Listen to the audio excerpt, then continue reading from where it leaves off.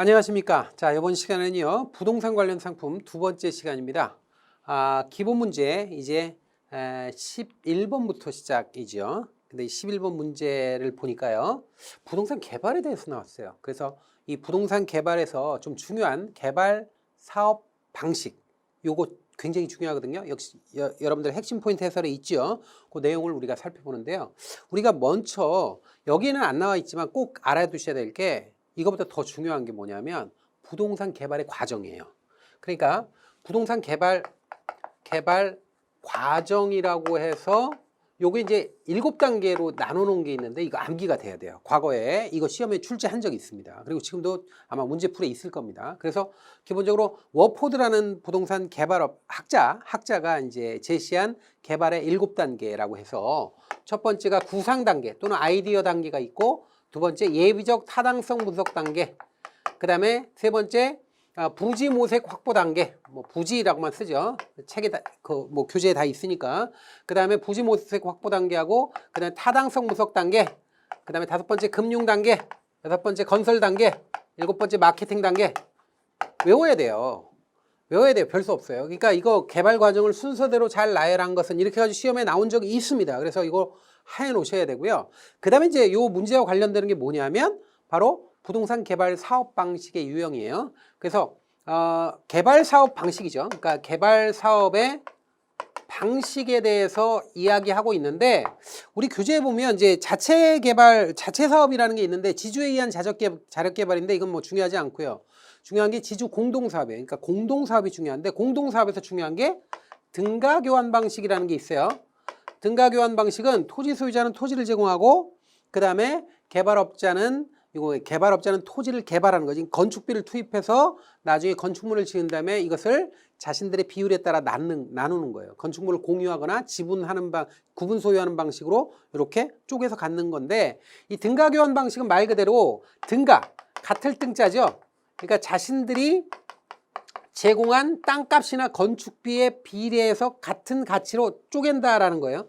근데 여기 단점이 뭐냐면 마지막에 자신들이 지분을 나눌 때 땅값이 더 비쌌다느니 건축비가 더 많이 들어갔다느니 하면서 더 많이 가지려고 싸워요. 그래서 지분을 나눌 때 분쟁이 생길 소지가 있습니다. 어쨌든 이게 많이 하는 방식이다라는 거예요. 그거 말고도 이제 합동개발 방식이라고 해서 조합 방식으로 하는 것도 있고, 그 다음에 사업 수탁 방식이라고 해서 수수료 개발업자한테 맡기는 것도 있고, 그 다음에 아예 형식적으로 소유권을 이전한 다음에 개발하는 방식이 토지 신탁 방식이거든요.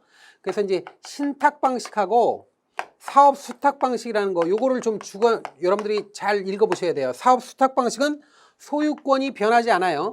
소유권 변경이 되지 않습니다. 그런데 신탁 방식은 소유권을 이전해요. 소유권이 변경돼요. 그러니까 이전된 상태에서 개발 사업이 수행된다는 게 큰 차이점이에요. 그래서 그거를 여러분들 구분하셔야 되고요. 그 다음에 이제 마지막으로 차지 방식이 있어요. 차지 방식이 있는데 이 차지 방식이 과거에 시험에 나왔던 거죠. 시험에 답으로 떡하니 떴던 거예요. 이 차지 방식은 신차지 방식이라고도 하는데, 이건 뭐냐면 개발업자가 이게 이제 옛날에 일본에서 많이 썼던 방식이에요. 이게 일본에서 많이 썼던 건데, 도쿄 같은 데는 땅값이 살인적이잖아요. 그러니까 옛날에 그 지주였던 분들한테 토지를 이렇게 빌린 다음에 거기다 건물을 지어서 이용하다가 나중에 만기가 되면 토지는 무상 반환해요. 토지는 무상으로 반환하고, 그다음에 남은 건물이 있을 거 아니에요. 건물은 시가로 양도하는 거예요. 그래서 일정 금액으로 양도해요. 금액 받고 유상이 있는 거예요. 유상. 시가로 양도하는 거예요. 금액을 받고 양도하는 거예요. 일정 금액으로 양도하는 거예요. 근데 이걸 뒤바꿔 가지고 시험에 내거나 이렇게 된단 말이에요. 그래서 요거를 차지 방식의 경우에는 잘 주의해서 보셔야 돼요. 그래서 여러분들 핵심 포인트 해설이 있어요. 그러니까 반드시 여러분들이 제가 강조하는 내용은 꼭 짚고 넘어가셔야 됩니다. 그냥 넘어가시면 안 돼요. 제가 강조하는 거는 꼭 짚고 넘어가셔야 된다는 거 제가 다시 한번 강조합니다. 자, 그러면 이제 11번 문제 봅니다. 다음에서 설명하는 부동산 개발 사업 방식과 가장 가까운 것. 자, 토지 소유자와 개발업자가 공동으로 건물 등 건설하는 방식이니까 지주에 의한 자력 개발은 아니겠네요. 그러니까 자체 개발 방식은 아니에요. 그 다음에 지주가 토지 일부 또는 전부를 제공하고, 개발업자는 토지를 개발하여 건축물을 건설한 후에 양자가 토지와 건축물을 공유 또는 구분 소유한다. 이게 나중에 자신들이 투자한 돈에 비례해서 쪼개서 갖는 방식이죠. 이게 금방 얘기했잖아요. 등가 교환 방식이. 제가 얘기한. 자, 그 다음에 토지 소유자는 부동산의 개발 노하우를 가지고 있지 않아도 가능하다. 왜냐하면 개발업자에게 맡겨서 공동사업하면 되니까. 그래서 정답은 2번이 되는 거예요. 나머지는 읽고 구분만 하시면 되는 거예요. 그러니까 이런 문제는 여러분들 난이도가 높은 게 아니에요. 난이도가 높다기보다는 귀찮습니다. 조금. 그래도 여러분들이 좀 품을 들여서 좀 구분해서 읽어 놓으셔야 돼요. 그런데 제가 주의할 거 말씀드렸죠. 신탁의 경우에 소유권 이전된다는 거, 사업수탁은 소유권 변경이 없다. 소유권 이전 안 하고 한다. 차지 방식은 계약이 종료하고 토지는 무상으로 주인에게 돌리고 건물은 일정한 금액을 받고 돌린다. 즉 유상 양도한다. 유상으로 양도한다. 이런 것이 특징이라는 거 꼭 기억하시기 바랍니다. 자, 이렇게 해서 11번 문제를 해결을 한 겁니다. 자, 다음 문제 보죠. 12번 문제는 이제 새로 추가된 내용인데 부동산 투자의 구분에 대한 내용이거든요. 근데 우리 교재에서 그 비중이 높지 않아요. 비중 별로 그렇게 높지 않아요. 우리 교재에서 지금 다루고 있는 게 뭐냐면 부동산 투자의 구분과 관련돼서 다루고 있는 거는 분량이 되게 적고 피상적으로 다뤄요. 그러니까 다만 부동산 그 투자의 방식별 비교가 있어요. 방식을 세 부류로 쪼개놨어요. 그래서 직접 투자냐, 간접 투자냐, 직접 투자 또는 간접 투자. 응? 그 다음에 공모 방식이냐, 사모 방식이냐, 공모냐, 사모냐. 그 다음에 마지막으로 뭐예요? 이쿼티하고 데트, 그러니까 지분 투자. 이쿼티가 지분이라는 뜻이죠. 이쿼티 투자냐, 아니면 부채 투자, 돈을 빌려주는 형식으로 투자하는 걸 데트. 빚으로 투자하는 거냐. 그러니까 돈을 빌려주는 투자냐 이건데 지금 여기서 이제 큰 핵심이 뭐냐면 항상 이제는 부동산 투자가 과거엔 직접 투자, 뭐 자기가 직접 땅 사서 건물 지어서 팔고 뭐 이런 직접 투자였다가 이제 간접 투자로 바뀌었다 이거예요. 간접 투자로 바뀌는 게 대세라는 거예요. 대세가 되고 이 간접 투자가 하여튼 뭐 세금 측면에서 보든 운용의 전문성 측면에서 보든 뭐 다양성 측면에서 보든 어쨌든 그다음 안정성 측면에서 보든 얘가 항상 유리하다. 직접 투자보다 더 유리하다 하는 것이 핵심이에요. 그다음에 이제 공모와 사모는 여러분들 부동산 투자는 거의 대부분 펀드도 마찬가지고 간접 투자는 전부 다 사모 방식이 대세였어요. 사적 모집을 했단 말이죠. 그런데 이제 공모가 활성화되고 있다는 거예요. 간접 투자 시장이 활성화됨에 따라서 이건 이제 이 대세가 이렇게 바뀌는 거예요. 대세가 바뀌고 있다. 그래서 사모 방식에서 공모 방식으로 바뀌고 있는, 아직도 사모가 많아요. 사모가 많지만 최근에 공모형 부동산 펀드, 공모형이 많아지는 추세다라는 정도만 알면 돼요. 그러면 끝이에요. 자, 다음에 이제 지분 투자냐, 부채로 투자하는 거냐, 요 차이인데 요거는 핵심이 뭐냐면 부동산 시장이 상승기일 때는 부채 투자가 좋다는 거예요. 근데 부동산 시장이 침체돼 있을 때, 굉장히 장사도 안 되고 막 이럴 때 하락기죠.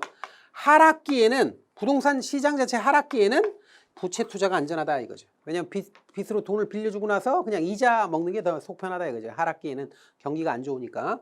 그래서 이런 것들이 핵심이 되는 거예요. 이 핵심만 이것만 정리하면 돼요. 다른 건 됐습니다. 끝입니다. 그래서 그런 거 보시면 되고, 우리 이제 여러분들 핵심 포인트 해설에 보면 그 아래 보면 뭐 부동산 펀드하고 뭐 리츠 비교하고 이런 거 있는데 그거는 여기서는 중요하지 않아요. 왜냐하면 리츠를 따로 다룹니다. 우리는 리츠를 아주 신나게 따로 다룰 겁니다. 그러니까 여러분들 여기서는 그냥 가볍게 확인하는 정도로 끝내시면 되는 겁니다. 자, 그럼 문제 보죠. 다음 중 부동산 투자 방식의 비교 설명으로 올바르지 못한 거, 틀린 거 고르는 거죠. 자, 1번 세제 효과, 안정성 등으로 보았을 때 간접 투자보다 직접 투자가 안정성 및 수익성에서 유리하다. 땡, 틀렸죠. 자, 보세요. 지금 금방 얘기했잖아요. 직접 투자에서 간접 투자로 넘어가는 대세가 이렇게 넘어가는 추세로 돼 있고, 그리고 간접 투자가 세금 면에서나 뭐 투자 안정성이나 뭐 이런 측면 있죠. 뭐 상품의 다양성이나 운용의 전문성이나 이런 걸 봤을 때 간접 투자가 훨씬 더 유리하다. 이게 핵심이라고요, 여기서는. 그래서 1번 틀렸잖아요. 그 다음에 2번 간접 투자 시장이 확대될 경우 공모가 활성화될 것으로 예상된다. 맞아요. 아직까지는 부동산 투자는 사모가 대세예요. 부동산 펀드도 그렇고. 그러나 공모가 지금 확장되고 있다라는 거예요. 3번 부동산 시장의 상승기에는 이쿼티, 그 다음에 대 투자 등 이쿼티가 더 집중된다. 이쿼티 투자에 집중되는 경향이 있다. 맞는 거예요. 그래서 상승기에는 이쿼티, 하락기에는 대, 이렇게 알아놓으세요. 4번 물건 확보, 경쟁 과열, 거래 복잡성 등 부동산 투자의 특성에 의해서 사모 투자가 지금까지는 공모보단 사모가 훨씬 더 아직도 사모가 더 많아요. 그리고 사모 투자가 국내 시장에 주를 이루어 왔습니다. 그러나 이제 공모로 바뀌고 있는 중이다 이거예요. 제가 말씀드린 거 잘 들으세요. 사모가 대세예요. 사모가 가장 많았어요. 주된 거였는데 이제 공모가 계속 많아지고 있는 추세다 그런 뜻이에요. 지금 현재 공모가 더 많다 이러면 안 돼요. 지금도 역시 부동산 펀드나 이런 거는 사모 펀드가 훨씬 더 많아요. 그러나 공모가 이제 공모로 바뀌는 추세다 이런 거죠. 그렇게 알아놓으세요. 자, 그래서 12번 이렇게 해서 문제 해결했죠? 깔끔하게 보셨습니다. 자, 그 다음 13번 프로젝트 파이낸싱에 대한 문제네요. 요거는 우리 좀 고민을 해봐야 되겠습니다. 이 프로젝트 파이낸싱이 뭐냐 하는 거 개념부터 잡아야 되겠죠? 자, 여러분들 프로젝트라는 말은 사업이란 뜻이고 파이낸싱이란 말은 금융이란 뜻이에요. 그래서 사업과 금융이 결합된 형태의 일종의 공동사업이다 이렇게 볼 수 있고요. 프로젝트 파이낸싱은 요거는 개발금융이에요. 그러니까 프로젝트 파이낸싱으로 이렇게 거대한 큰 개발 사업 같은 거 할 때 자금 조달 수단으로 쓰는 겁니다. 자, 프로젝트 파이낸싱은 핵심이 뭐냐면 자, 프로젝트 파이낸싱은 돈을 빌려주는데 차주의 담보나 그러니까 돈 빌려가는 사람의 담보나 신용을 보고 돈을 빌려주는 게 아니에요. 그게 아니라 뭘 보는 거예요? 이 사업의 사업성 또는 미래 현금 흐름을 보고 돈을 빌려주는 거예요. 그러니까 그 사람이 돈을 빌려가는 사람이 담보도 없고 신용도 없는 사람이라도 사업성이 좋고 미래에 돈이 많이 들어올 것 같다. 그러면 돈을 빌려준다라는 거죠. 그러니까 그걸 보고 사업성 검토를 하고 돈을 빌려주기 때문에 만약에 사업이 실패하더라도 사업주에게 너 돈 내놔 이렇게 요구할 수 없어요. 그걸 원칙으로 뭐라 그래요? 비소구 금융이다 이렇게 얘기하는 거예요.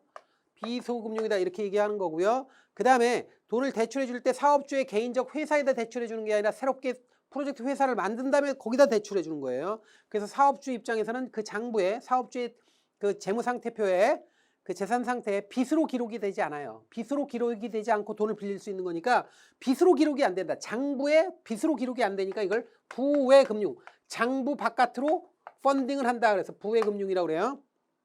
그 다음에 자, 이거는 엄청나게 큰 사업에서 많이 쓰는 거예요. 큰 사업에서 많이 쓰는 거니까 대규모 사업에 이해관계자도 많고 이해관계자들이 조금씩 위험 부담을 해가지고 들어오니까 위험 배분이 가능해요. 그러니까 위험 배분이 가능하다라는 것이 특징이다라는 거예요. 이게 핵심적인 거예요. 비소금융이다, 부외금융이다, 위험 배분이 가능하다. 이거 굉장히 중요한 특징이죠. 그래서 이건 장점인데 단점도 있어요. 단점은 뭐냐면 이게 사업 주체가 굉장히 다양하다 보니까 굉장히 복잡해요. 그리고 서류도 엄청 많고 그 다음에 그냥 담보나 신용 같은 안전한 담보 장치나 이런 걸 추구하는 게 아니라 일종의 리스크를 부담하면서 사업성을 보고 투자하는 거라 이자가 비싸요.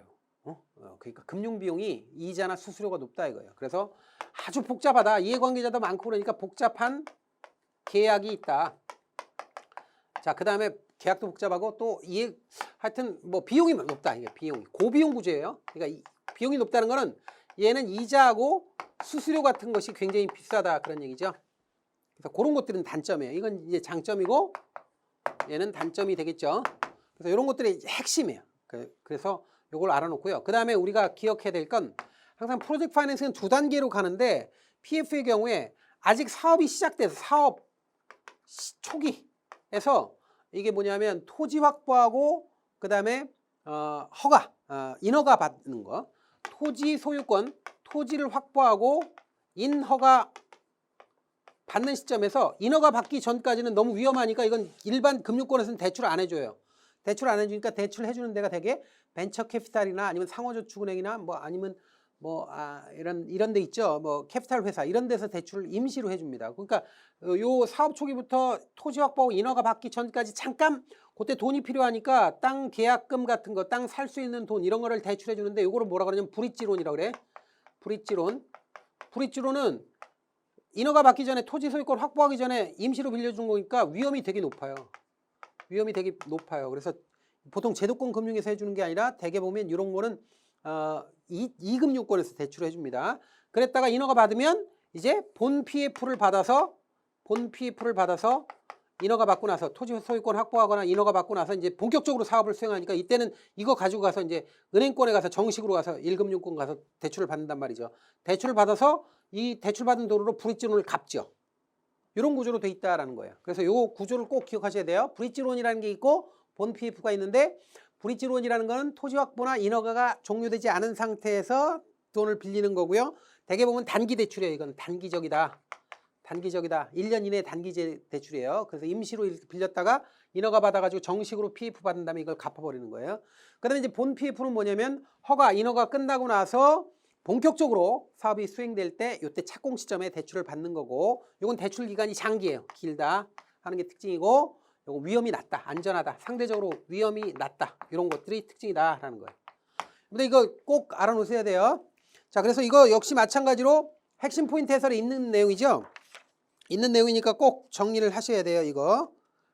그래서 프로젝트 파이낸싱과 관련되는 내용도 정리를 제가 했습니다. 자, 그러면 13번 보죠. 다음 중 프로젝트 파이낸싱에 대한 설명으로 올바르지 못한 것, 틀린 거 고르는 거죠. 1번 프로젝트로부터 미래 발생하는 현금 흐름 나왔죠. 이걸 담보로 개발 사업에 필요한 자금을 대출하는 금융기법 맞죠. 1번 정확한 정의입니다. 맞고요. 두 번째, 복잡한 계약 및 금융 절차와 상대적으로 높은 비용 맞죠. 아주 복잡해요. 계약도 복잡하고 그 다음에 금융 비용이 높아요. 이게 단점이다라는 겁니다. 세 번째, 브릿지론 나왔어요. 브릿지론은 인허가 작업이 종료된 후 착공 시점에 실행되며, 벌써 틀렸죠. 개발 계획이 구체화된 후 실행된다는 점에서 상대적으로 위험이 낮다. 벌써 틀렸죠. 다 틀렸어요. 다 틀렸어요. 이건 브릿지론에 대한 내용이 아니라 본 PF입니다. 브릿지론이라고 하면 안 되고요. 본 PF라고 해야 됩니다. 인허가 작업 끝나고 착공 시점에 실행되고 위험이 낮고 이런 말 나오잖아요. 그러면 뭐예요? 위험이 낮고 토지 확보 인허가 끝난 다음에 착공 시점에서 대출해 주는 거, 그다음에 상대적으로 장기 대출, 이거 본 PF죠.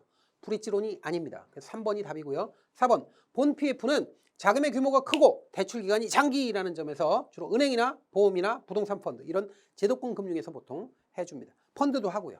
자, 그래서 정답은 3번이 되는데 답이 탁 보이셔야 됩니다. 공부가 된 다음에. 자, 그래서 13번 문제 봤고요.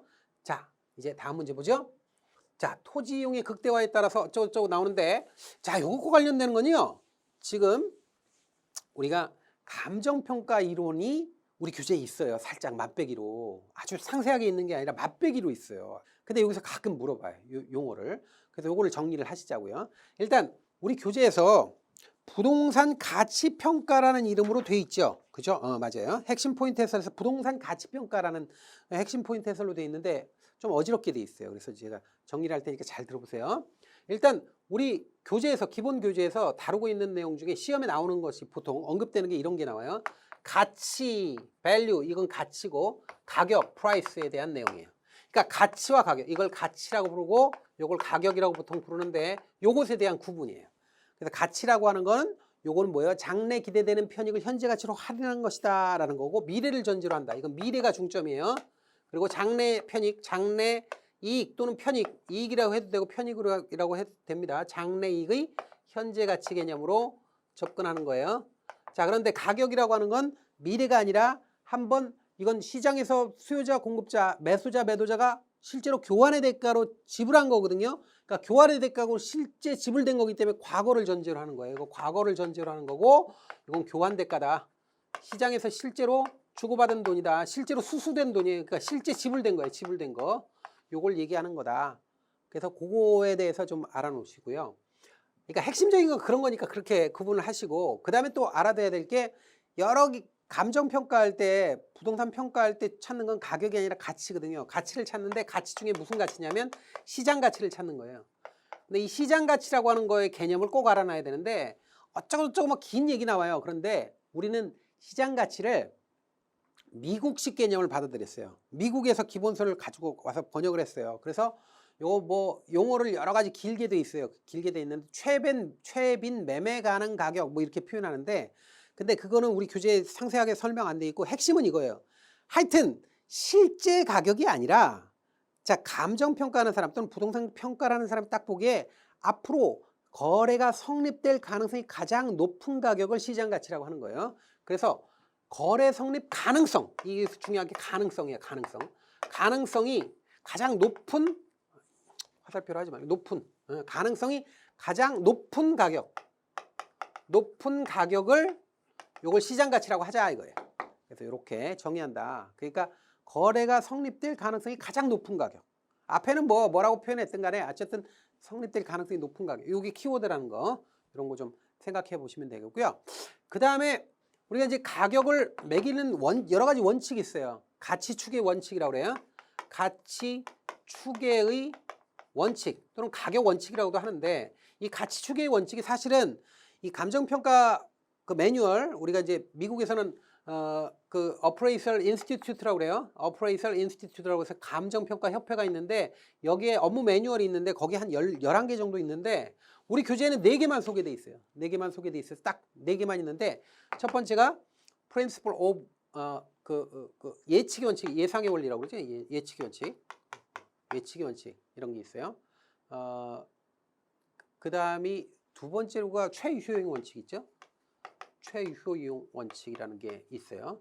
그 다음에 세 번째가 외부성의 원칙인가 뭐 이거 외부성. 아 여기 있구나 여기 있구나 여기 있는데 하여튼 외부성의 원칙이 있고 그 다음에 수요 공급의 원칙. 예, 수급의 원칙 하면 수급. 예, 수요 공급의 원칙. 자 그런데 아주 수박 겉핥기식으로 설명이 돼 있어요. 그래서 뭐 세부적으로 볼 필요 없는데 중요한 건 뭐냐면 우리가 감정평가할 때 부동산 가치 추계할 때 가장 기본이 되고 근본이 되는 원칙은 최효용 원칙이라는 거예요. 그래서 가장 중추적이다. 이걸 중추적이다 이렇게 얘기해요. 중추적이다. 왜냐하면 우리가 토지를 평가할 때는 이 토지가 어떤 용도로 이용되느냐 그거에 따라서 가치가 달라지거든요. 똑같은 토지라도 이걸 주거용으로 이용할 거냐 상업용이냐 공업용이냐 농업용이냐 군사목적이냐 특수목적이냐 이거에 따라서 다 어떤 용도를 전제로 하느냐에 따라서 가치가 다 달라져요. 그래서 이걸 용도의 다양성이라고 그래요. 용도의 다양성. 첫 시간에 배웠죠. 용도의 다양성. 토지가 가지고 있는 용도의 다양성이 있기 때문에 어떤 용도를 기준으로 하느냐에 따라서 가치가 달라지는데 이때 가장 좋은 용도를 기준으로 해서 가격을 매겨야 되는 걸 최효용이라고 하는 거예요. 그래서 이 최효용 원리라고 하는 건 법적으로 이 이용이 타당해야 되고 물리적으로도 타당해야 되고 재무적으로도 타당해야 되고 그러면서 최대의 수익이 나오는 이용이 최효용인데 세부적인 건 잘 모르더라도 중요한 건 감정평가할 때 부동산 가치를 추계할 때는 최효용이 가장 중요한 중추적인 원칙이다라는 거 정도는 알아놓으셔야 됩니다. 자, 그 다음에 우리 교재에 보면 핵심 포인트 해설에 보면 가치 발생 요인, 가치 형성 요인 있죠. 근데 지난 시간에 가치 발생 요인과 가치 형성 요인 했어요. 그거 외우라고. 그래서 가치 발생 요인은 효용이라는 게 있고 상대적 희소성, 유효수요 세 가지가 있다. 이 세 가지 무조건 외워야 되고 그 다음에 가치 형성 요인은 일반 요인, 지역 요인, 개별 요인이 있는데 일반 요인은 사경행, 사회적, 경제적, 행정적 요인이 있더라. 이 정도 알면 돼요. 이건 지난 시간에 했습니다. 자, 그래서 그 중요한 거 그렇게 체크해 놓으시고 14번 문제 보세요. 자, 토지이용의 극대화에 따라 부동산의 가치가 다양한 의미를 가진다는 것을 의미하며 부동산 가치 추계 원칙 중 가장 중추적이라고 그랬죠. 가장 중요하다. 가장 근간이 된다. 이렇게도 표현할 수 있습니다. 그럼 이게 뭐예요? 여기까지만 읽으면 나와야지. 뭐예요? 최효용 원칙이 나와야 됩니다. 그래서 정답이 3번이 돼야 되는 거죠. 자, 이렇게 해서 14번 문제 봤고요.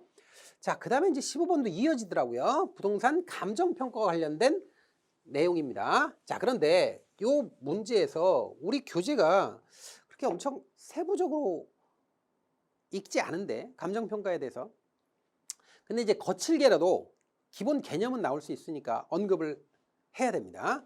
자, 일단 우리가 어떤 물건의 가치를 구하는 때 접근하는 방식은 세 가지 측면에서 접근할 수 있어요. 첫 번째가 원가 방식이라는 거예요. 원가 방식.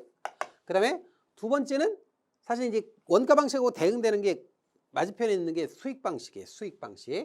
수익 방식. 그 다음에 이제 맨 마지막에 나오긴 했지만 절충하는 게 시장에서 가격을 구하는 걸 비교 방식이라고. 시장 방식 이렇게 얘기 안 하고 비교 방식이라고 그래요. 비교 방식. 그래서 원가 방식은 요거는 이제 원가 비용이니까 비용 접근법이라고 하는데 코스트 어프로치라고 그러고 영어로. 비교 방식은 시장에서 접근하는 거 마켓 어프로치라고 그러고요. 수익 방식은 소득을 근거로 해서 가격을 매기니까 인컴 어프로치라고 그래요. 그래서 뭐 다시 우리 이게 다 있어요. 핵심 포인트 있으니까 제가 쓰진 않겠습니다. 쓰지 않겠으니까 여러분 보세요. 원가 방식은 뭐예요? 원가 방식 비용 접근법, 시장 접근법, 소득 접근법 이렇게 얘기한다고요. 코스트 어프로치, 마켓 어프로치, 인컴 어프로치 이렇게 얘기하는데 그거 번역한 거예요. 그럼 세 가지가 3방식이라고 그래. 3방식이라고 하고 그 다음에 이제 요거에 따라서 가격을 매기는 방법을 이 따로따로 있는데 이때 첫 번째로 원가 방식으로 가격 매기는 걸 원가법이라고 합니다. 그냥 쉽게 말해서 원가법 또는 뭐 적산법 이렇게 얘기했는데 원가법이라고 알아놓으세요. 이 원가법은 뭐냐면 기본 아이디어가 뭐냐면 얘는 토지는 원가법으로 못 구해요. 토지는 못 구해요. 건물만 구할 수 있어. 왜냐하면 토지는 생산이 안 되니까 원가를 구할 수가 없는 거죠. 그래서 건물만 구하는데 건물의 아이디어는 이런 거예요. 지금 현재 지은 지 5년 된 요 건물이 있다. 그러면 이 건물 가격을 어떻게 구하느냐면 지금 현재 시점을 가격 시점이라고 그래. 가격 시점, 현재 시점, 가격 구하는 시점, 현재 시점에 새 걸로 만들 때의 가격을 구해요. 새 걸로 만들면 얼마의 새 거냐? 새 걸로 만들 때 얼마 들어가느냐? 이걸 구한 다음에 이걸 재조달 원가라고 그래. 재조달 원가라고 그러고 요 재조달 원가에서 얼마치 헐었 날 조사해요. 얼마치 헐었나? 헌 가치를 계산해요. 금액으로 얼마치 헐었나? 여기 금 갔으니까 500만 원 빼. 여기는 뭐 기울었으니까 2천만 원 빼. 이런 식으로. 그래서 헌만큼의 가치를 계산해서 빼주는 거예요. 이 헌만큼의 가치를 감가액, 감가누계액, 감가수정액. 하여튼 감가자 들어가면 돼. 감가액, 감가수정액, 감가누계액. 그래서 가격 시점에 재조달 원가를 구한 다음에 빼기 감가액, 감가수정액 해주면 이러면 요게 현재 시점에 이 가격 시점에 이 건물 가치를 구할 수 있는 거예요.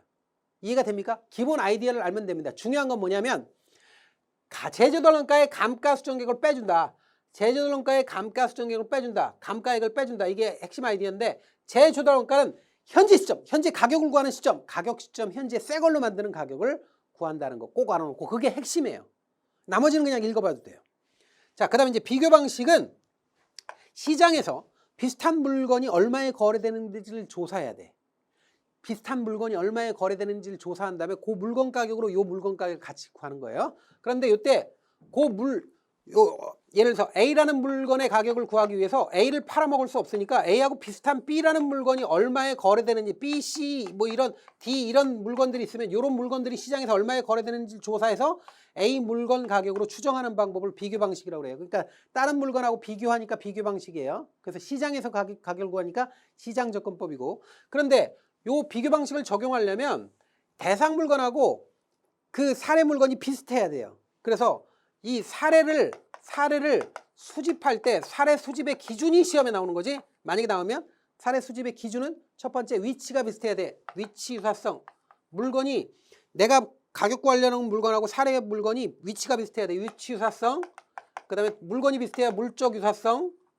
그 다음에 시간이 비슷해요. 시간적 유사성 또는 시점 수정 가능성 이렇게 얘기합니다. 우리 교재에서는 시점 수정 가능성이라고 되어 있으니까 시점 수정 가능성이 시간 유사성이라는 뜻이에요. 네 번째는 개별적인 사정이 있어도 개별적인 사정이 없었을 수준의 가격으로 바꿔줄 수 있어야 돼. 이걸 사정 보정 가능성이라고 그래요. 사정 보정 가능성이 있어야 돼. 이게 다 가능성이에요. 그래서 이런 게 사례 수집의 요건 이런 게 시험에 나오는 거예요. 그래서 이거 체크하세요. 핵심 포인트에서. 그 다음에 이제 수익 방식의 경우는 기본적으로 수익 가격을 구할 때 이 부동산이 미래 얻을 수 있는 이 부동산을 통해서 얻을 수 있는 순이익 또는 순수익을 우리 교재에서는 순이익이라고 그랬죠 아마 순이익이나 순수익이나 같은 거예요. 이걸 환원이율로 일정한 할인율로 환원해 주는 거예요. 이걸 환원이율이라고 그래요. 그래서 환원일분의 순이익인데 문제는 이 환원이율 구하는 방법이 아주 간단하게 언급돼 있어요. 우리 교재에. 근데 외워야 돼. CO2 외워야 돼요. 자, 환원이율 구하는 법. 시장 추출법, 요소 구성법, 투자 결합법 외워야 돼요. 무조건 시장 추출법, 요소 구성법, 투자 결합법 외웁니다. 무슨 뜻인지 몰라도 돼. 아무 상관없어요. 외우셔야 돼요. 시장 추출법, 요소 구성법, 투자 결합법, CO2 원래는 CO2L부 해가지고 L우드법 부채 감당법 이렇게 해가지고 막 2개 더 있어요. 원래는 3개로 줄여드리니까 3개로 줄였으니까 고맙다 생각하고 외우셔야 돼요. CO2 외우셔야 돼요. 자, 이렇게 이런 것들이 전부 다 여러분들 핵심 포인트 있는데 제가 강조하는 내용 위주로 해서 보셔야 됩니다. 자, 그러면 15번 문제 바로 갑니다. 15번 부동산 감정평가 3방식이 뭐라고요? 원가 방식, 비교 방식, 수익 방식 3방식에 대한 설명으로 올바르지 못한 것. 1번 재조달 원가는 직접법이나 간접법을 사용합니다. 여러분들 직접법, 간접법 이런 거 신경 쓰지 마세요. 이런 게 있다 정도 알면 돼요. 사용하여 대상 부동산의 생산 시점의 원가를 산정한다가 땡이라고 해요. 생산 시점이 아니라 자, 그 물건의 가격 구하는 시점에 그 가격을 새로 만드는 가격을 구하는 거예요. 생산 시점이 아니라 생산은 그 전에 했잖아요. 과거에 5년 전에 지을 때 가격을 구하는 게 아니라 지금 현재 새로 지을 때 가격을 구하는 거예요. 그래서 1번이 틀린 겁니다. 자, 2번 거래 사례에 특수한 사정이 관련돼 있다면 거래 사례로 선택하지 않는 것이 바람직하나. 이게 뭐예요? 사정 보정 가능성이거든. 그런데 만약에 사정이 있어도 만약에 선택했다면 사정 보정을 통해서 정상 가격으로 보정할 수 있으면 사례 선택해도 돼요. 그래서 2번 맞는 거예요. 그러니까 원래는 사정이 있으면 개별적인 특별한 사정이 있으면 그 물건의 가격을 이게 사례로 뽑으면 안 돼요. 그런데 사정이 있다 하더라도 사정 보정을 통해서 정상 가격으로 바뀔 수 있으면 사례를 선택할 수 있어요. 그리고 꼭 그거 해야 돼요. 정상 가격으로 보정해야 돼요. 그래서 2번 맞고요. 3번 환원이율 구하는 방법은 C, 요, 투 이렇게 되는 거예요. 3번 맞고요. 4번 소득접근법은 논리적이고 이론적이나 주거용, 교육용, 공공용 등의 비수익성 부동산. 보세요. 소득접근법은 수익 방식이잖아요. 수익 방식은 수익이 있는 부동산에만 쓰죠. 수익이 없는 부동산은 쓸 수가 없죠. 아니 국회의사당은 어떻게 수익 방식으로 가격을 구해요? 그 다음에 일반적인 아파트 이런 거는 아파트 통해서 내가 돈을 버는 게 아니지 내가 살면. 그래서 수익성 부동산에만 쓴다는 게 원칙이에요. 수익 방식은. 그래서 비수익성 부동산에 대해서는 적용이 좀 곤란하다. 이런 단점이 있다는 거죠. 이거 읽어보면 당연히 그렇겠죠. 자, 그래서 4번도 맞는 겁니다. 그래서 15번 문제 해결했고요. 15번이 감정평가와 관련된 문제인데 조금 어려운 개념들이 있어요. 근데 다행히 우리 교재에서 감정평가를 세게 다루질 않고 있습니다. 그러니까 그 수준에서 제가 강조하는 수준에서 정리하시면 충분히 가능할 거로 봅니다. 자, 그 다음 문제를 보는데요. 16번 문제인데요. 이 16번 문제 굉장히 중요한 문제입니다. 정말 중요한 문제예요. 자, 일단 이 16번 문제는요. 핵심 포인트 해설을 보시는데 핵심 포인트 해설에서 여러분들은 다른 생각하지 마세요. 무조건 외웁니다. 무조건 외웁니다. 무조건 외웁니다. 이 표를 못 외우고 안 외우고 시험장에 들어간다고 하는 거는 굉장히 치명적인 오류입니다. 그래서 꼭 외워야 됩니다. 자, 우리가 부동산 투자를 한다라고 하면 투자의 전체 과정은 어떻게 되냐면 부동산을 처음에 어퀴지션, 취득해서 운영하고 처분해서 끝납니다. 그래서 부동산을 처음에 취득하고 중간에 운영하고 그 다음에 처분하는데 이때 운영 과정에서 즉 운영이 영업이에요. 영업 과정에서 현금 수지가 나오고요. 처분, 매각하는 과정에서 또 현금이 들어오죠. 여기서 캐시플로우가 들어오고 여기서도 들어온단 말이에요. 이걸 일정한 테이블로 이걸 예측을 해야 돼요. 그래서 여러분들 보세요. PGI라고 가능총소득, 가능조소득에서 공시라고 불량부채 또는 대손 충당금, 대손을 뺀 다음에 기타 소득을 합치면 Other Income 해서 기타 소득을 합치면 Effective Gross Income 유효총소득이고 유효총소득에서 우리가 영업경비죠. Operating Expenses 영업경비를 빼주면 Net Operating Income 해서 순영업소득이고 순영업소득에서 부채상환액 또는 저당상환액 부채 지불액을 빼면 Debt Services 빼면 Before Tax Cash Flow죠. 세전 영업상 현금 흐름 세전 현금 흐름 하여튼 세전 영업 흐름이에요. 현금 흐름. 여기서 소득세를 빼주면 After Tax Cash Flow 세후 현금 흐름이 되는 거예요. 세후 영업 현금 흐름, 세후 영업 현금 흐름 같은 거예요. 어쨌든 요 흐름을 반드시 외워야 되고 세부적인 거 읽어봐야 돼요.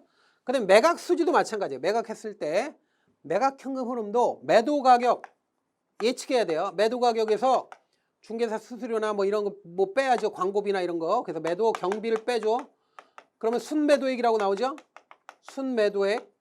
순매도액이면 다 끝나는 게 아니라 여기서 돈 못 갚은 거 갚아야 돼. 은행에다. 그래서 미상환 저당잔금, 미상환 저당잔금, 대출금이죠. 그러니까 미상환 대출잔액. 미상환 대출 빼줘요. 그러면 뭐예요? 세전 지분복귀, 세전 매각 현금 흐름이라고 하죠. 이걸 이제 before tax equity reversion이라고 영어로 이렇게 표현하는데 하여튼 세전 매각 현금 흐름이 되고 요걸 세금을 또 내야 돼요. 이거 자본이득세인데 이건 양도소득세 같은 거죠. 이걸 내면 after tax equity reversion이라고 해서 세후 매각 현금 흐름이 되는데 이것도 무조건 외워야 돼요. 그래서 이렇게 예측을 해서 최종적으로 이렇게 after 즉 세후 수익이 나오면 이걸 현재 가치로 바꾼 다음에 처음에 돈이 나가는 현금 유출과 비교하는 거예요. 비교해서 크냐 작으냐를 비교하거나 아니면 같게 만드는 비율을 적용하는 겁니다. 그래서 이거는 여러분들이 전체 흐름을 잘 모르더라도 이 표는 무조건 외워야 된다라는 거 제가 말씀드립니다. 자, 그 다음에 이제 우리 교재에서 수익률 얘기 나와요. 지금 수익률 끝부분에 수익률인가 뭔가 있죠. 수익률에 내부 수익률, 캐시온 캐시 수익률이 있는데 내부 수익률을 Internal Rate of Return이라고 해서 IRR이라고 하고 그전에도 나왔잖아요. 근데 이 내부 수익률은 항상 기억해야 될 게 이거 할인하는 거예요. 화폐의 시간 가치를 고려한다. Time Value of Money. 화폐의 시간 가치를 영어로 Time Value of Money라고 그러죠. Time Value of Money. 화폐의 시간 가치를 고려하는 거예요. 당연히 고려하지. 할인 현금 수지 분석법, 할인 현금 흐름 분석법 중에 하나니까.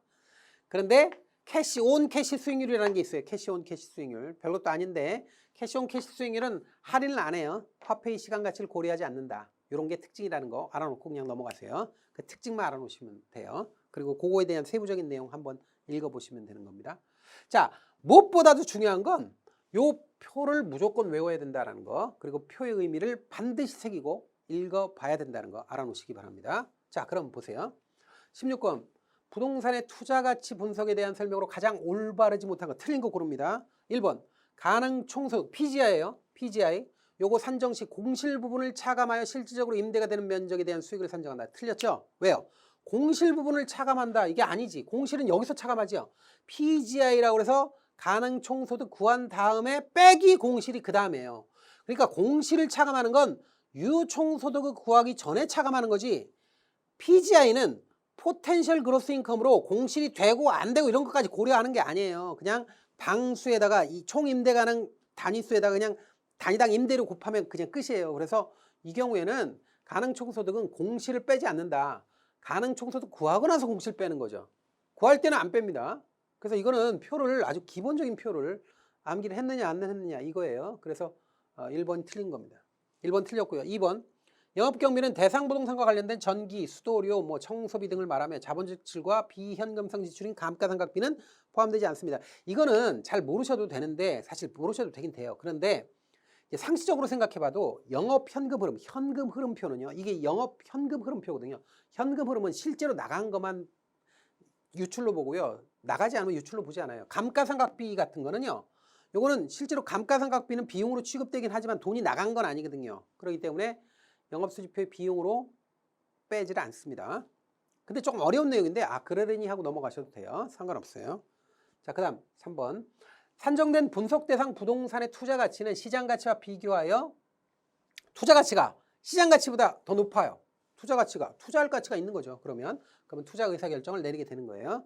그래서 투자 가치가 시장 가치보다 더 커. 시장 가치보다 투자할 가치가 더 크면 투자한다 이거예요. 그래서 4번 캐시온 캐시 수익률은 단순하게 순현금 흐름을 자기 자본으로 나눈 값이며 내부 수익률과는 달리 화폐의 시간 가치 고려하지 않는다. 맞죠? 내부 수익률이 화폐의 시간 가치를 고려한 거고 캐시온 캐시 수익률은 화폐의 시간 가치 고려하지 않은 그냥 주먹구구식이에요 이것도. 자, 그래서 4번 맞습니다. 그래서 16번 문제 확인했습니다. 자, 다음 문제 보죠. 자, 부동산 투자회사에 대한 문제가 있는데 지금 부동산 투자회사의 문제는요. 17번, 18번, 19번 해가지고 세 문제가 연속으로 나올 거예요 아마. 그래서 부동산 투자회사 리츠에 대한 문제를 지금부터 보는데 아주 기본적인 내용 정리하겠습니다. 자, 리츠. 자, 리츠라고 하는 건 부동산 간접 투자 기구죠. 그래서 꼭 알아놓으셔야 될 게 부동산 간접 투자 기구로서 간접 투자 상품이다 라는 거 알아놓는데 일단 기본적으로 리츠는 발기 설립으로 설립합니다. 발기 설립을 하고요.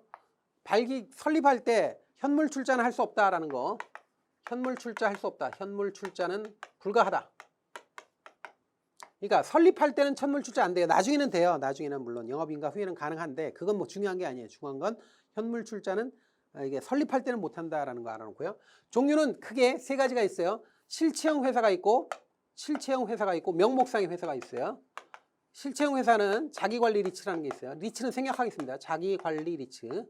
그 다음에 명목상의 회체는 위탁관리 리츠하고 기업 구조조정 리츠가 있는데 기업 구조조정 리츠도 이름이 기니까 기업 구조조정을 CR 리츠라고 그러죠. Corporate Restructuring 리츠라고 해서 CR 리츠 이렇게 합니다.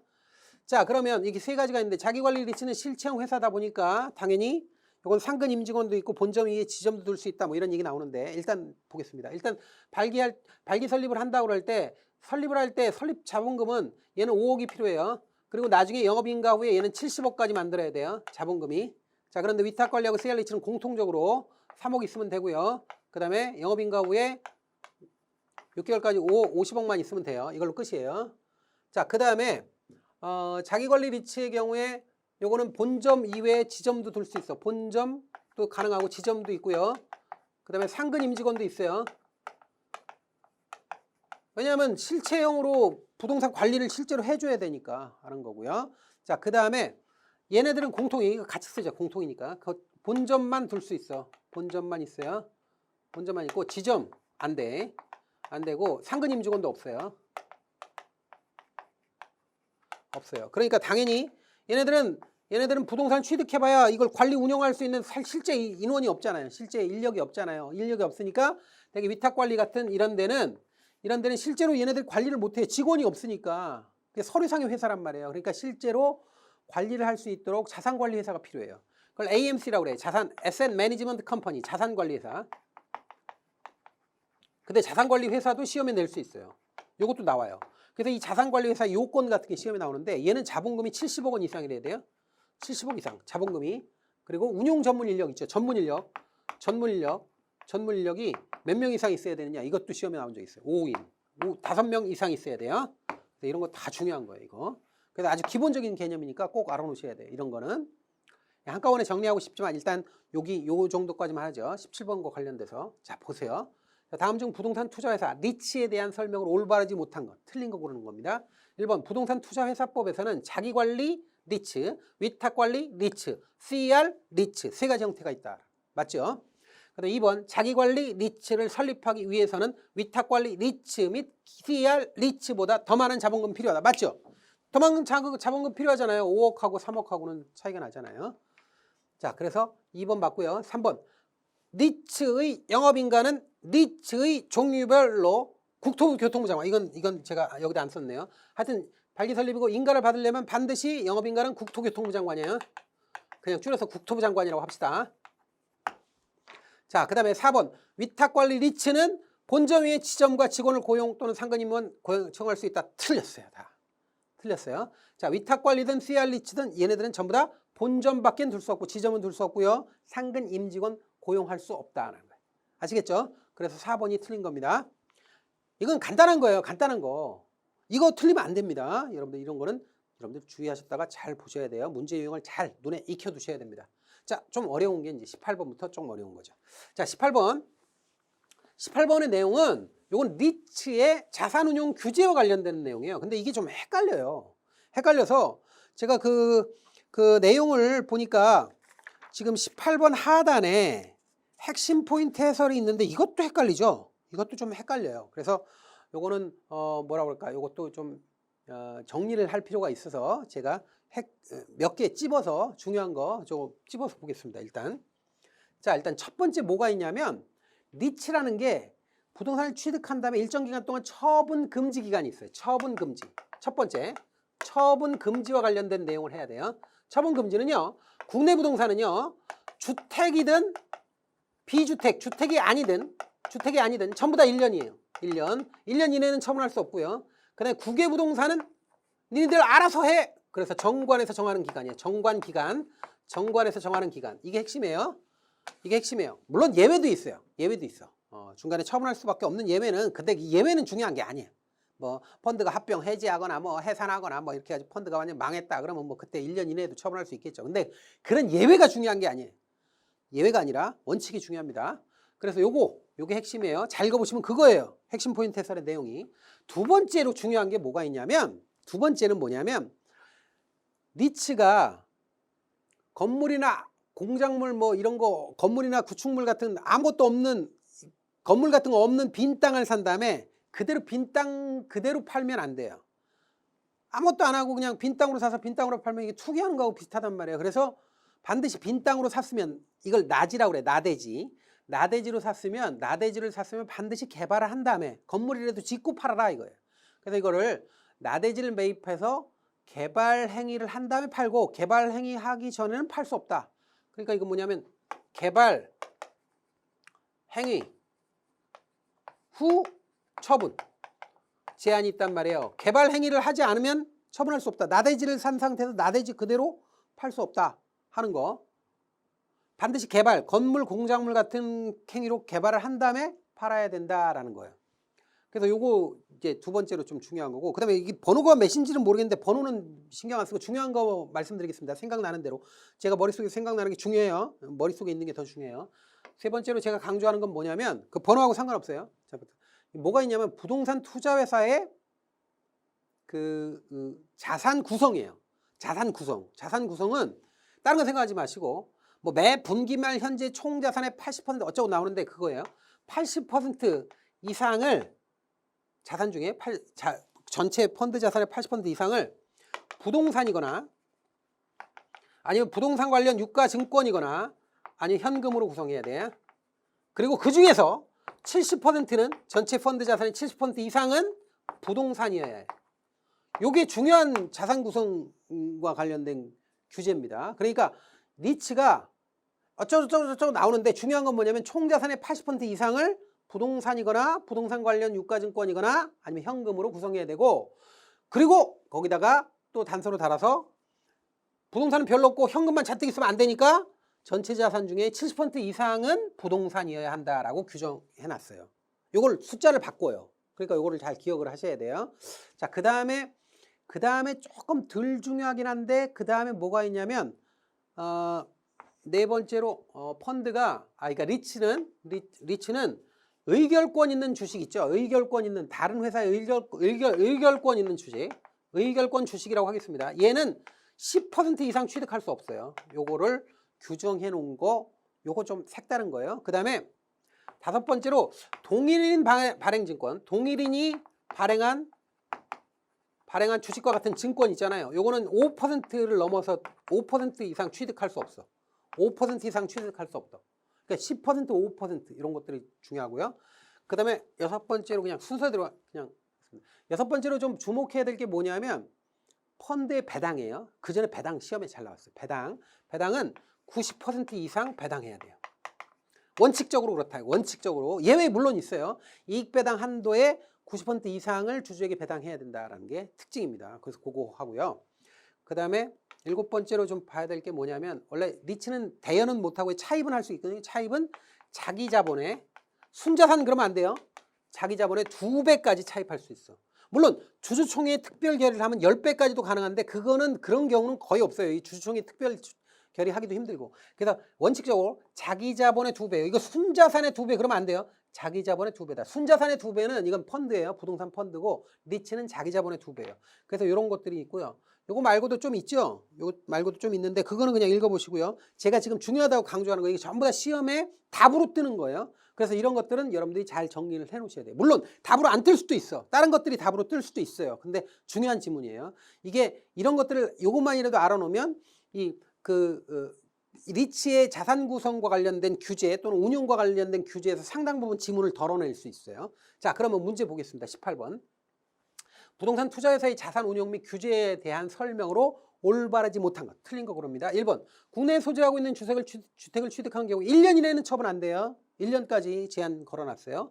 2번. 부동산 개발 사업으로 조성하거나 설치한 토지 또는 건축물을 분양하는 경우에 취득기간에 관계없이 처분이 가능하다. 이거 맞아요. 그러니까 뭐냐면 개발을 했단 말이에요. 개발을 했어. 개발했는데 1년 기다렸다가 판다라는 건 말이 안 되죠. 개발했으면 빨리 지었으면 빨리 먼저 팔리면 먼저 팔아야지. 이런 거는 예외죠.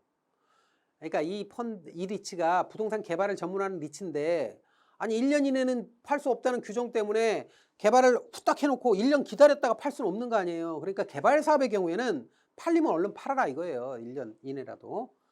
이거는 그 해당 사항하고 관련이 없는 거예요. 지금 처분 제한 기간하고는. 3번. 부동산 투자회사는 최저 자본금 준비 기간이 지난 후에는 총 자산의 80% 이상을 부동산으로 구성해야 된다. 아니에요. 3번이 틀렸죠. 자, 보세요. 80% 이상을 구성하는 것은 부동산이거나 부동산 관련 증권이거나 현금이거나 이게 80%고 부동산을 구성할 경우엔 70% 이상을 부동산으로 구성하는 거예요. 그러니까 이게 맞으려면 총 자산의 70%라고 해야 돼요. 80%는 부동산 또는 부동산 관련 유가증권 또는 현금이에요. 이게 80%예요. 70%가 부동산이에요. 그래서 3번이 틀린 겁니다. 4번. 부동산 투자회사는 원칙적으로 다른 회사의 의결권 있는 주식의 10%를 초과해 취득하지 못한다. 이게 10%가 중요하다고 10%. 그래서 4번 여기 맞았죠. 그래서 지금 3번이 정답이 됩니다. 이런 건 문제 되게 헷갈리니까 잘 보셔야 돼요. 자, 그래서 18번 문제 봤고요. 자, 이제 19번 문제 보는데 19번 문제는 피알리치에 대한 문제죠. 자, 19번 문제는 조금 외진 데서 냈어요. 이건 조금 외져요. 조금 외진데. 그래도 여러분들 대응은 해야 되니까 꼭 알아놔야 되는데 여러분들 이 CR리치라는 게 뭐 하는데요? CR리치가 코퍼레이트 리스트럭처링 리치예요.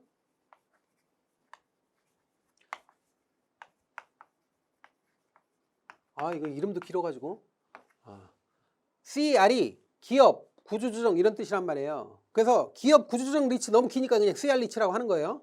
근데 이 CR 리치의 경우에는 이 기업이 어떤 기업이 뭐 부실화돼 가지고 망했다 이 말이에요. 망하면 부실 자산이 쏟아져 나오잖아요. 그러면 이 기업이 가지고 있는 뭐 건물도 있고 땅도 있고 이럴 거 아니에요. 근데 기업이 부도가 나서 망했다. 그걸 갑자기 시장에다가 확 쏟아내면 가격이 폭락해 버린단 말이에요. 그래서 이런 부실 기업의 경우에는 요거를 이제 자산관리공사라고 우리나라의 경우에 캠코라는 데가 있잖아요. 자산관리공사에서 이런 걸 자산을 잡아가지고 어느 정도 제가 운용한 다음에 제값을 받고 파는데 이때 그 기업의 부실 자산을 운용하는데 기여하는 그 목적으로 만든 게 기업 구조조정 리츠예요. 그래서 이 기업 구조조정 리츠는 이 부실 자산이 그 부실화된 기업의 부실 자산을 운용하는 거예요. 이게 사실은 대상 자산이. 그리고 이게 좀 예외적인 상황이나 좀 특별한 상황에서 만들어지는 리츠이기 때문에 여러 가지 혜택을 줘요. 기업 구조조정 리츠는 여러 가지 일반 리츠보다는 여러 가지 혜택을 줍니다. 특별한 상황이고 그다음에 기업이 부실화돼서 제값받고 하는 그런 상황이기 때문에 여기에 대한 여러 가지 특혜를 주는데 이걸 특례라고 그러죠. 특례가 있단 말이에요. 그래서 이 CR 리츠의 특례 같은 게 시험에 나올 수 있는데 물론 CR 리츠의 특례가 여러 가지가 있어요. 여러 가지가 있는데 가장 중요한 게 우리 교재에서 뭐 여러 가지가 있는데 그 중요한 게 4가지 정도를 뽑은 거예요. 4가지로 뽑았는데 첫 번째로 우리가 생각해 봐야 될 게 뭐냐면 첫 번째로 우리가 기업 일반적인 리츠는 조금 전에 우리가 봤지만 리츠 자산의 70% 이상을 부동산으로 구성해야 되잖아요.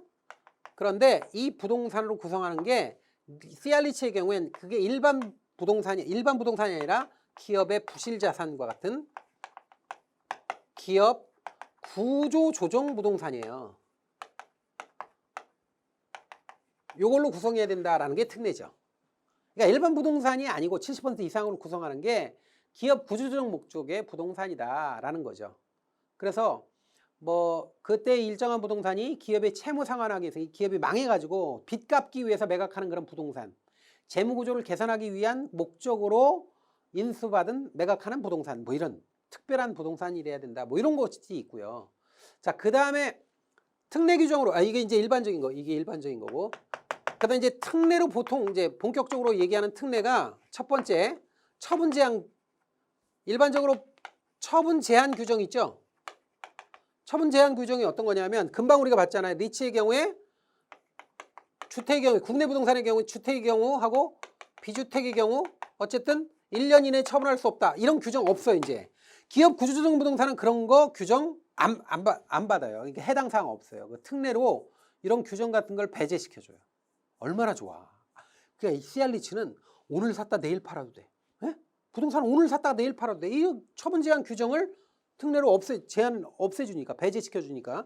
두 번째로 나대지가 있는 거를 나대지를 이거 어떻게 돼요? 나중에 개발한 이후에 개발 시행한 다음에 처분해야 되는 규정 있죠? 이걸 그러니까 뭐라 그래요? 개발 사업 후에 처분해야 된다는 규정 있잖아요. 나대지를 나대지로 팔면 안 된다. 조금 전에 봤잖아요. 그것도 특례에서 그 배제시켜 버렸어요. 그러니까 CR 리츠는 그냥 빈 땅을 사서 빈 땅에 팔아도 돼요. 그러니까 이렇게 여러 가지 혜택을 준다라는 거예요. 그래서 이런 거 하고 세 번째로 좀 중요하다 그러는 게 뭐냐면 분산 요건이라고 해서 리츠도 주식 발행 형태로 투자자를 모으는데 항상 영업인가 받은 날부터 2년 이내에 리츠 주식의 30% 이상을 일반 청약에 제공해서 분산시켜야 되거든요. 이거 분산 요건이라고 하는데 좀 어려운 말이죠. 30% 이상을 일반 청약에 제공해야 되는데 일반 청약해야 되는 이 규정도 배제해놨어요.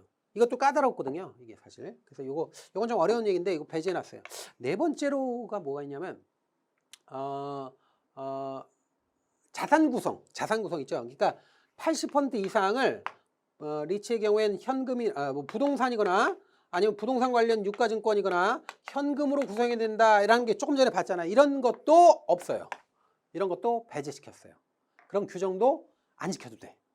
그러니까 이게 특례로 다른 특례도 물론 있어요. 근데 이게 중요한 거예요. 그래서 처분 제한 규정 1년 이내에 처분하지 못한다. 뭐 이런 규정 이게 배제시켰고요. 개발 사업 후에 처분해야 된다라는 규정도 배제시켰고요. 그다음에 리츠는 2년 기간 지난 후에 영업인가 후에 2년 지난 기간 후에 일반 청약의 30% 이상 제공해야 된다. 즉 분산 요건도 이것도 적용 안 하고요. 그다음에 리츠가 가지고 있어야 되는 리츠 재산 구성, 즉 80% 이상을 부동산이거나 부동산 관련 유가증권이거나 현금으로 구성해야 된다라는 규정도 이것도 적용하지 않아요. 배제시켰다라는 거예요. 그래서 이런 것들은 중요한 특례니까 알아놓으셔야 돼요. 자, 제가 빠지지 않고 얘기했습니다. 지금 빠진 거 있나 하고 생각하고 있는데 빠진 게 없어요. 그러니까 여러분들 핵심 포인트 해설에 제가 혹시 빠진 게 있을 수 있으니까 잘 읽어보시기 바랍니다. 근데 빠진 게 없습니다. 자, 그럼 19번 한번 보겠습니다. 자, 다음 중 기업 구조조정 부동산 투자회사에 적용되는 특례 규정과 관련된 설명으로 올바르지 못한 거, 틀린 거 고르는 거예요. 1번 영업인가를 받은 날부터 2년 이내에 발행하는 주식 총수의 30%. 그러니까 이게 앞에는 중요한 게 아니에요. 중요한 건 주식 총수의 30% 이상을 일반 청약이 제공해야 된다라고 하는 게 일반적인 리츠의 규정인데 이거를 배제한다는 거죠. 그러니까 30% 이상 분산 요건을 배제했어요. 그러니까 특례죠. 1번 맞고요. 2번 부동산의 취득 후 일정 기간 내 처분 금지하는 규정. 그러니까 취득한 다음에 1년 이내 처분할 수 없다. 뭐 이런 거 있죠. 국내 부동산은 주택이든 주택이 아니든 1년 이내 처분할 수 없다라는 금지하는 규정은 적용이 배제돼요. 당연히. 그런데 나대지를 매입하여 개발사업 시행 이전에 처분 금지하는 규정은 적용된다. 이것도 규정도 적용되지 않아요. 금방 맞잖아요. 제가 말씀드렸잖아요. 개발사업 후가 아니면 처분할 수 없다. 즉 나대지를 사서 나대지로 그대로 팔 수 없다라는 규정은 요거는 일반 리츠에 적용되는 거고 CR 리츠에는 적용되지 않습니다. 이것도 적용되지 않습니다. 2번 틀린 거예요. 그래서 둘 다 적용 안 돼요. 둘 다 배제. 2번 답이고요. 3번 최저 자본 준비 기간 끝난 후 매 분기 말 현재 총자산의 80% 이상을 부동산 또는 부동산 관련 증권 및 현금으로 구성해야 한다는 규정이 적용이 배제된다. 맞죠? 제가 말씀드렸잖아요. 80% 이상을 부동산이거나 부동산 관련 유가증권이거나 현금으로 구성해야 된다라고 하는 자산 구성의 원칙은 적용되지 않습니다. CR리츠에서 특례로. 4번 기업 구조조정 부동산 투자회사는 총자산의 100분의 70 이상을 채무상환 위해 매각하는 부동산, 재무구조 개선, 약정 이행을 위해 매각하는 부동산 등으로 구성해야 한다. 이게 맞죠? 제가 얘기했잖아요. 70% 이상을 부동산, 일반 부동산이 아니라 부실자산과 같은 거, 기업 구조조정용 부동산, 즉 재무구조 개선을 위한 부동산 같은 거, 또는 남의 빚을 갚기 위해서 매각하는 부동산 같은 거, 이게 전부 다 구조조정 부동산이잖아요. 이런 걸로 구성해야 된다는 거 맞죠? 그래서 4번도 맞아요. 그래서 이렇게 해서 19번까지 봤습니다. 19번이 우리 기본 문제의 마지막 문제가 됩니다. 자, 이렇게 해서 기본 문제 모두 풀었고요. 다음 시간부터 우리 출제 예상 문제 공부하도록 하겠습니다. 수고하셨습니다.